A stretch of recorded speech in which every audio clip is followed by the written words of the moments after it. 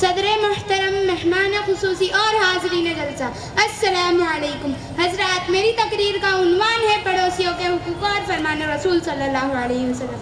حضرات، اللہ تعالیٰ نے قرآن مجید میں اور اس کے پیارے رسول صلی اللہ علیہ وسلم نے حدیث شریف میں ہمسایوں اور پڑوسیوں کے بھی کچھ حقوق مقرر فرمائے ہیں جن کو ادا کرنا ہر مسلمان مرد و عورت کے لیے لازمی و ضروری ہے۔ قرآن مجید میں سورۃ النساء آیت نمبر 36 میں ہے وَالْجَارِ ذِي الْقُرْبَى وَالْجَارِ الْجُنُوبِ، یعنی اپنے قریبی اور دور والے پڑوسیوں کے ساتھ نیک سلوک اور اچھا برتاؤ رکھو۔ ایک حدیث شریف میں ہے کہ رسول اللہ صلی اللہ علیہ وسلم نے فرمایا کہ حضرت جبرائیل علیہ السلام مجھ سے ہمیشہ پڑوسیوں کے حقوق کے بارے میں حکم دیتے رہے، یہاں تک کہ مجھے یہ ہونے لگا کہ یہ ان قریب پڑوسیوں کو اپنے پڑوسی کا وارث ٹھہرا دیں گے۔ ایک حدیث شریف میں یہ بھی ہے کہ رسول اللہ صلی اللہ علیہ وسلم جب وضو فرما رہے تھے تو صحابہ کرام آپ کے وضو کے دھوبن کو لوٹ لوٹ کر اپنے چہروں پر مل رہے تھے۔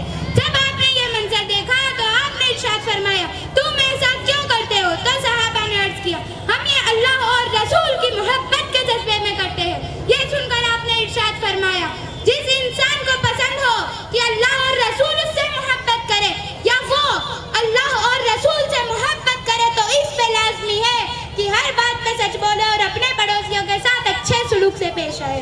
نبی اکرم صلی اللہ علیہ وسلم نے یہ بھی فرمایا وہ شخص کامل درجے کا شخص نہیں جو خود پیٹ بھر کھائے اور اس کا پڑوسی بھوکا رہ جائے۔ نبی اکرم صلی اللہ علیہ وسلم نے اپنے پڑوسی کے بارے میں مندرجہ ذیل باتوں کا خیال رکھنے کہا ہے۔ اپنے پڑوسی کے سکھ دکھ میں ہمیشہ شریک رہے اور بوقت ذیل ان کی ہر قسم کی امداد کرتے رہے۔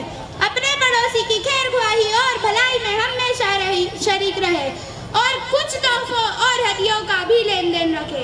چنانچہ حدیث شریف میں ہے کہ جب تم لوگ شوربہ پکاؤ تو اس میں کچھ زیادہ پانی ڈال کر شوربے کو بڑھا لو تاکہ اس کے ذریعے تم اپنے پڑوسی کی خبر گیری اور مدد کر سکو۔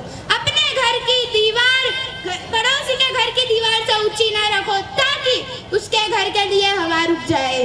یہ نفس ایک ایسا گھوڑا ہے جس کی آپ نے ایک بات مانی تو سمجھ لو اس کی لگام ڈھیلی ہو چکی ہے۔